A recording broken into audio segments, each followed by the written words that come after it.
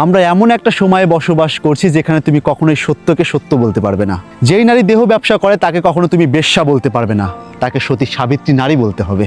যে ব্যক্তি ঘুষ খায় সেই ব্যক্তিকে কখনোই তুমি ঘুষখোর বলতে পারবে না, তাকে বলতে হবে সম্মানী। যে লোকটা মিথ্যে প্রতিশ্রুতি দেখিয়ে টাকার বিনিময়ে অন্য দেশে পাঠায় তাকে কখনো দালাল বলা যাবে না, তাকে বলতে হবে পরোপকারী। যেই ব্যক্তি দেশের কোটি কোটি টাকা বাইরের দেশে পাচার করলো তাকে কখনো চোর বলা যাবে না, কারণ সে তো সম্মানীয় ব্যক্তি।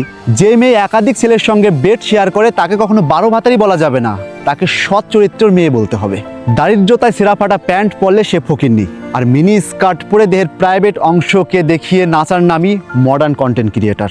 বউ স্বামীকে পেটালে সে নিরুপায়, আর স্বামী বউকে পেটালে সে অত্যাচারী, সে শারীরিক টর্চার করে। যেই ব্যক্তি দারিদ্রতার জন্য হাত চুরি করলো তাকে ধরে আমরা গাছে বেঁধে পিটাই, অথচ যে কোটি কোটি টাকা নিয়ে অন্য দেশে পালালো তাকে আমরা এটাও করতে পারি না। যে মেয়ে কুত্তা পোষে সেই মেয়ে মডার্ন, আর যে মেয়ে ছাগল পোষে সে গাইয়া খ্যাত। ছেলেরা পাবলিক প্লেসে সিগারেট খেলে কোনো অসুবিধা নেই, কিন্তু একটা মেয়ে ডিপ্রেশনের জন্য কোনো রকমভাবে একটা সিগারেট ধরিয়েছে, সেটাই জনগণের প্রবলেম, সেটাই সমাজের প্রবলেম।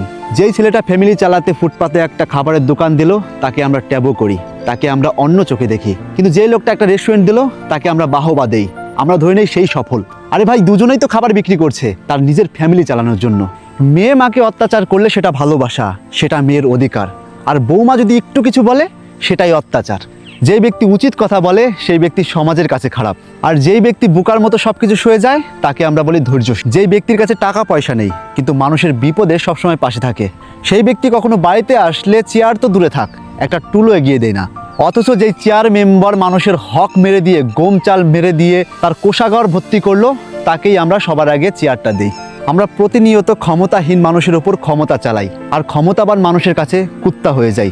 তাই এখনো সময় আছে, নিজেকে বদলান, নিজের চিন্তাধারাকে বদলান, না হলে এমন একটা সময় আসবে যখন এই প্রকৃতি আপনার উপরে আঙুল তুলবে।